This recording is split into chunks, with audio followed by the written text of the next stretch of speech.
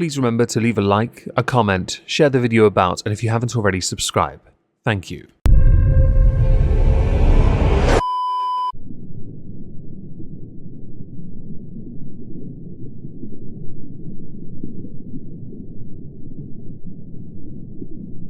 Well, isn't this just fantastic?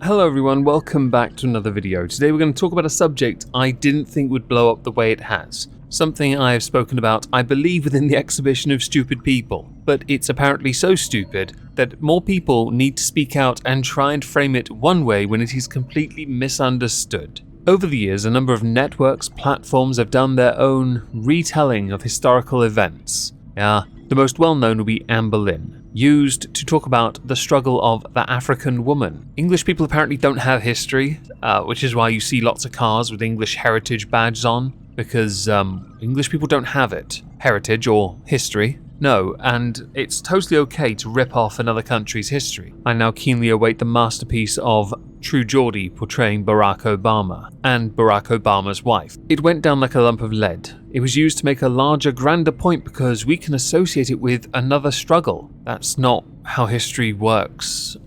Making something relatable is quite interesting. Now, when people criticized that particular version of Anne Boleyn, many were accused of being racist because the lead actress portraying Anne Boleyn was not white. She was very much black, or black and minority ethnic in the United Kingdom. Why black has to be separated from minority ethnic, I'm not entirely sure. But it's a thing, it's an acronym, BAME. Netflix have done a documentary thing on Cleopatra. Now this was not very well received. It was not very well received by Egypt. Cleopatra is one of the last pharaohs in Egyptian history. She is very well known because her heritage is contested. It's contested because some say she is more African than she is Greek. But the Egyptian government themselves have called this out and said, she's not black, stop revising our history to suit your agenda. When Egypt themselves take issue with what you are fobbing off as your own interpretation of their history, you need to listen to what they say, because they have a point.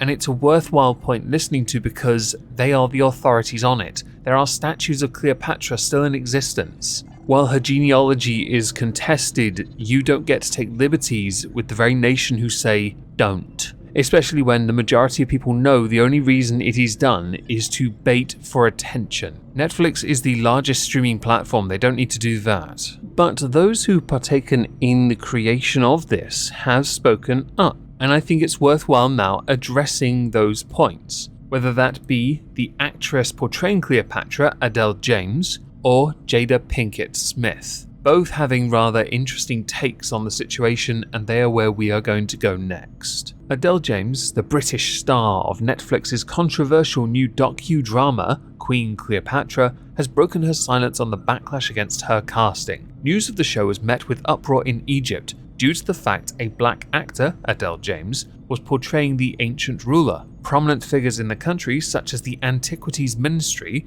have argued that Cleopatra had white skin and Hellenistic characteristics. Adele James addressed the show's reception for the first time in an appearance on the popular podcast Steph's Packed Lunch, saying, "It would be naive of me to say I didn't expect anything at all, but I didn't expect the scale of it. And I think it's distressing for anybody to receive any level of abuse, let alone the scale and nature of what I've received, which is fundamentally racist, all of it." Oh, the race card. Did anyone have that on their bingo sheet? The fact that others have devolved this down to the fact that you are not the right race of the character you are portraying in a documentary, which is a key word there, operative word. Documentary means this is a LARP, a cosplay. It is not a documentary, it is revisionist. While I'm all about inclusion, we have seen people be accused of whitewashing movies when the wrong race of a character has been portrayed, and that character has been portrayed by a white person. If it is racist to say that you are not the right person for the job for a documentary, then the same has to be applied, the same standard,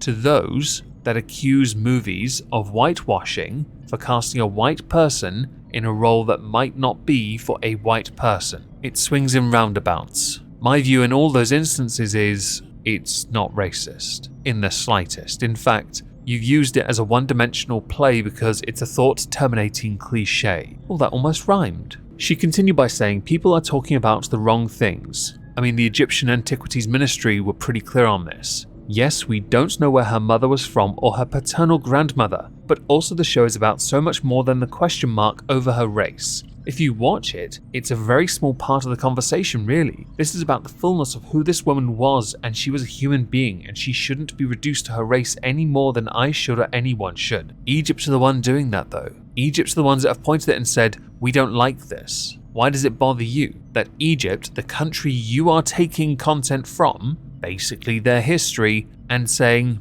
but you know it's not the race, right? And you telling me it is racist. On the face of it, do you understand how stupid this is? She also made appearances on another podcast with her co-star John Partridge, who had said, the controversy is about Cleopatra being black. I don't hear anybody saying that Julius Caesar is a homosexual from Manchester. We're just actors at the end of the day, and sometimes our morality gets called into play. We're jobbing actors. False equivalence, Mr. Partridge. A rather large and pathetic-looking false equivalence. Julius Caesar was from Rome. Anything with a pulse got shagged in Rome. Do you know why? Because they were randy buggers. The concept of homosexuality is novel in that time because they were just shagging everything, and I mean everything. Have you ever heard of the tale of Alcibiades? He sure did love himself some goat. And for all that he shagged, he also was a goat. James Partridge also spoke in support of the documentary drama narrator and executive producer Jada Pinkett Smith, G.I. Jane, saying she was so involved in the casting process,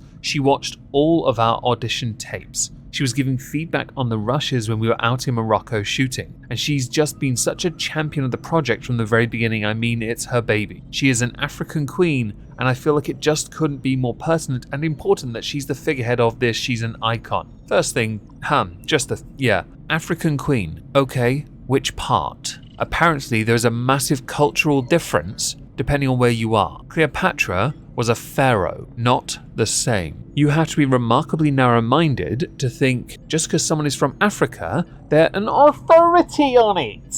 Apparently not. I say this as an Englishman with a keen interest in Egyptian history. I was raised this way because of my mother. I also played Assassin's Creed Odyssey and Origins. I know my Egyptian stuff, okay? Replies on Twitter before we get to Jada Pinkett Smith. Chloe, no one gives a shit about blackness. They take issue with presenting what is essentially fan fiction as historical fact by calling it a documentary Lamau. A retweet of BuzzFeed who had said, I find it sad that people are either so self-loathing or so threatened by blackness that they feel the need to do that to separate Egypt from the rest of the continent. Quote from Adele James. They even wrote an article, because BuzzFeed News is dead but they're not. Moondragon. The rest of the world isn't America and doesn't see themes through the same racial lens. Egyptians aren't going to pretend to like your historical inaccuracy just because they're being accused of racism. Accompanying that is something concerning Jada Pinkett Smith. And a tweet from Patricia Dixon also concerns Jada Pinkett Smith, who blames white supremacists for the flop of her new Netflix docudrama series,